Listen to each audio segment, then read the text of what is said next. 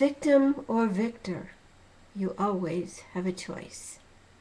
I want to share with you Chapter 1 about the author. Interesting how my brilliant clients, and that includes you, have affected the contents of this book.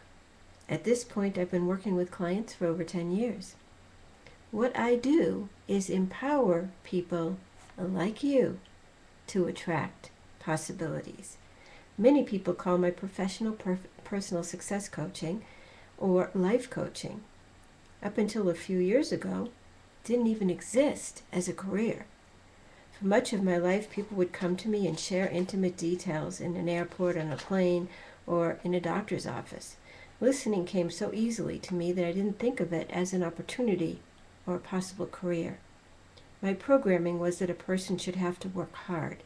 Now I love what I do, and I get to do it each day. I really don't have all that many credentials if you happen to believe that degrees from universities are important. I received most of my credit hours in the mid-60s from Lesley College, a top-rated teacher's school in the heart of Harvard Square, Cambridge, Massachusetts.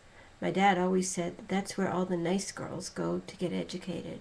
Oh, and that is also where your sister went.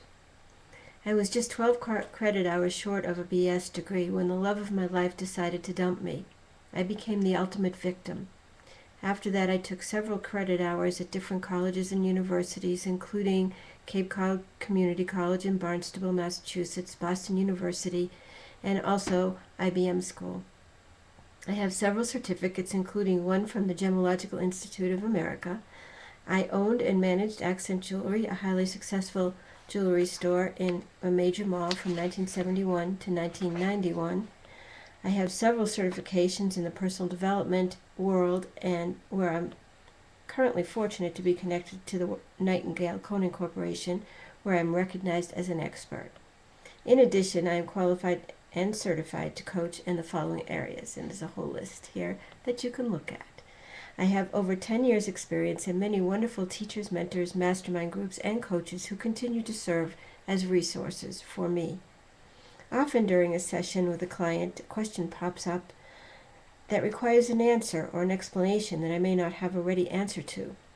As if by magic, an inspirational move causes me to turn around and consult with my mastermind, my mentors, my library, a book, a precise page, and exactly the right quote, story, or idea is there right in front of my eyes.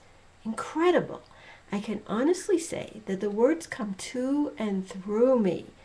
I know that I am a vehicle for the message. Here's my disclaimer, which I've recently changed. I'm not a psychologist or a psychiatrist, and I don't play one on TV yet. When the idea of writing this book first came to me, I thought about the law of polarity. This law simply states that everything in the universe has an opposite. Black, white, up and down, in, out, top, bottom, right, left, victim, victor. Yes, using an acronym for the word victim and victor will work. You will be able to visualize your options. And I have a chart here in the book, which I can share with you. Right here, I think. See if it can get there. There. Oh, there. Okay.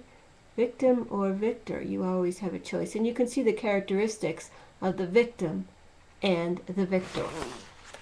And so simply look at the table and decide if you want to be the victim or the victor. What might be a better response?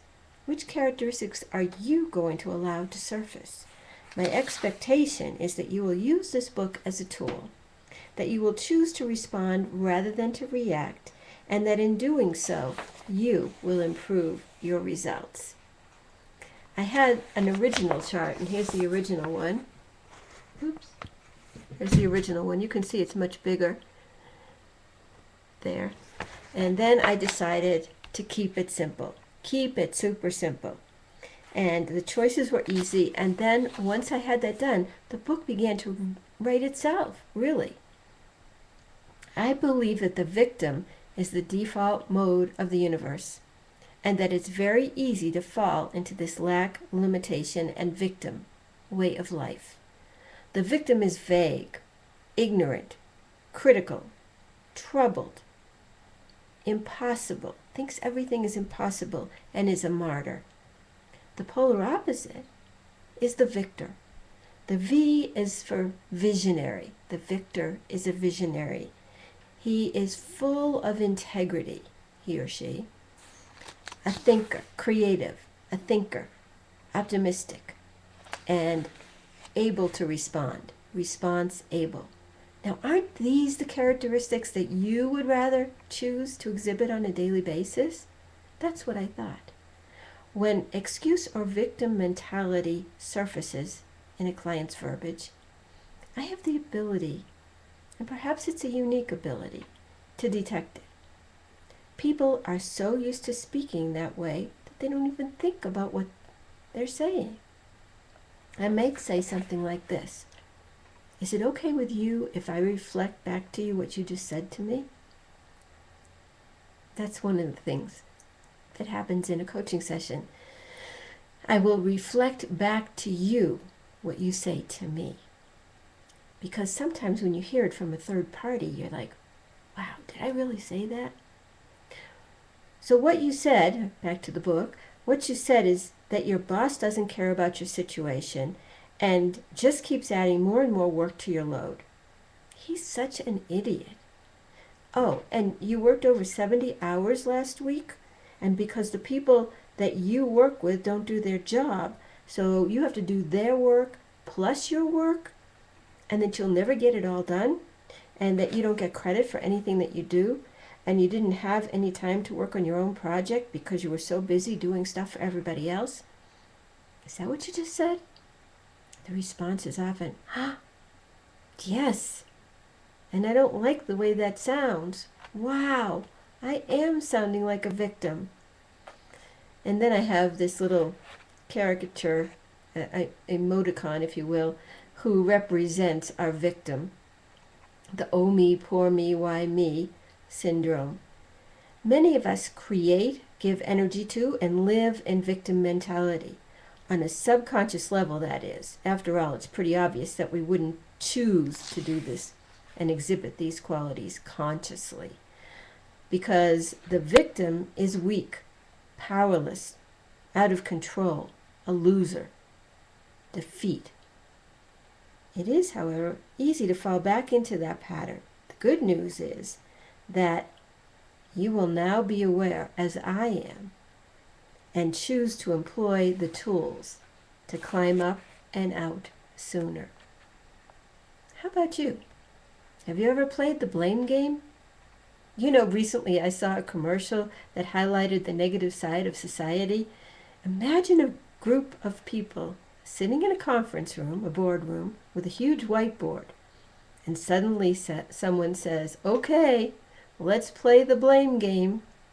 Let's do some blame storming. Instead of some mind storming, some blame storming. And that's where people talk about everyone behind their backs, complain and blame everyone for their circumstances in their lives. Wow. Here's what George Bernard Shaw said. He said, people are always blaming their circumstances for what they are. I don't believe in circumstances. The people who get on in this world are the people who get up and look for the circumstances they want. And when they can't find them, they make them. What is your role as you see it right now?